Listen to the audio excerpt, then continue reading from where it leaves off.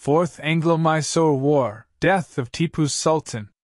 In 1798–99, the Kingdom of Mysore fought the British East India Company and the Hyderabad Deccan in the Fourth Anglo-Mysore War in South India. The fourth and final Anglo-Mysore War took place in this battle. Mysore's capital was taken by the British. In the battle, the king, Tipu Sultan, was killed.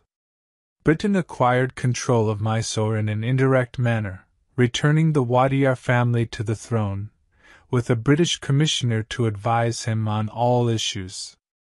Fateh Ali, Tipu Sultan's young heir, was deported.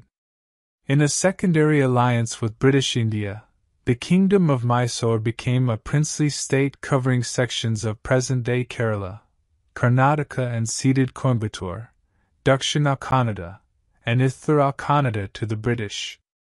Background: Napoleon Bonaparte's landing in Ottoman Egypt in 1798 was intended to advance the capture of British possessions in India, and the Kingdom of Mysore was a key to that next step, as Tipu Sultan, the ruler of Mysore, sought France as an ally in a letter to Napoleon, which received the following response: "You have already been informed of my arrival on the borders of the Red Sea, with an innumerable and invincible army, full of the desire to. In addition, the Malartic Proclamation was issued by General Malartic, the French governor of Mauritius, requesting volunteers to aid Tipu."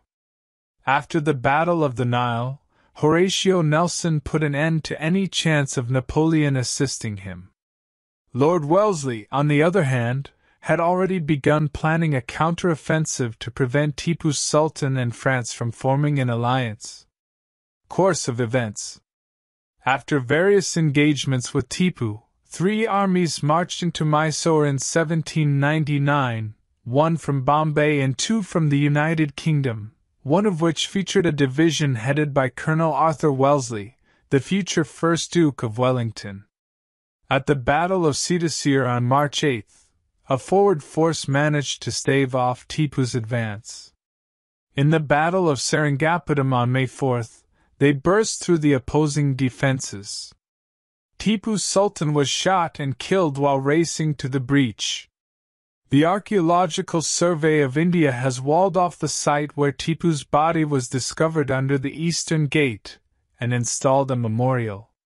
During the 19th century, the gate was removed to make way for a wide road.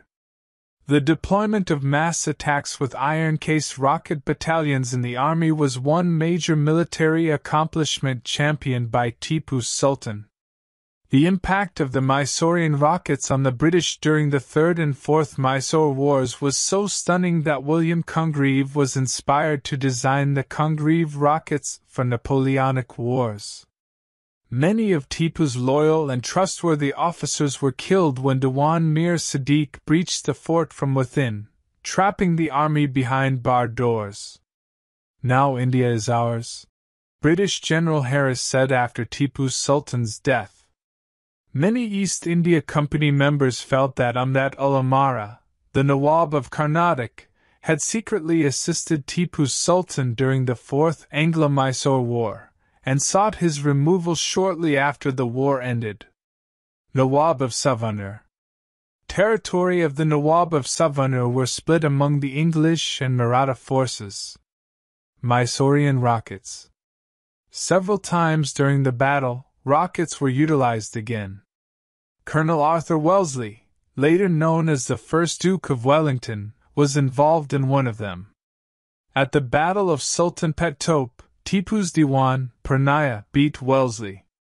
In the words of Forrest, "At this point, near the village of Sultanpet, there was a large tope, or grove, which gave shelter to Tipu's rocketmen and had obviously to be cleaned out before the siege could be pressed closer to Seringapatam Island. The commander chosen for this operation was Colonel Wellesley, but advancing towards the tope after dark on the April 5, 1799, he was set upon with rockets and musket fires, lost his way and, as Beatson politely puts it, had to postpone the attack until a more favorable opportunity should offer. Wellesley mounted a new attack the next day with a stronger force, capturing the entire position without losing a single man. Rocketeers worked their way around to the back of the British encampment on April 22, 1799, 12 days before the main battle, and then threw a great number of rockets at the same instant, to signal the start of an assault by 6,000 Indian infantry and a corps of Frenchmen, all directed by Mir Ghulam Hussain and Muhammad Halim Mir Miran.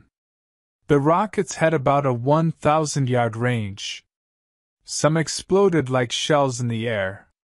Others, known as ground rockets, would rise from the earth and move in a serpentine fashion until their energy was depleted. We were so pestered with the rocket guys that there was no moving without danger from the damaging missiles. According to one British observer, a young English lieutenant named Bailey, he went on to say, "The rockets and musketry from 20,000 of the enemy were incessant. No hail could be thicker. Every illumination of blue lights was accompanied by a shower of rockets, some of which entered the head of the column, passing through to the rear, causing death, wounds, and dreadful lacerations from the long bamboos of 20 or 30 feet, which are invariably attached to them. A British shot struck a magazine of rockets within Tipu Sultan's fort during the decisive British onslaught on Seringapatam on May 2, 1799, causing it to explode and produce a towering cloud of black smoke with cascades of exploding white light billowing up from the battlements. When Baird led the final attack on the fort on the afternoon of May 4, he was met with furious musket and rocket fire. But it didn't help much. The fort was taken in about an hour. Perhaps another hour later, Tipu was shot. The precise time of his death is unknown, and the war was effectively over. Consequences. The war was fought between the British and Mysore in 1799, in which Seringapatam was taken, and Tipu Sultan was killed in its defense. The victors, rather than partitioning the country, forced Tipu's family into exile and restored control of Mysore to the Wadiyars.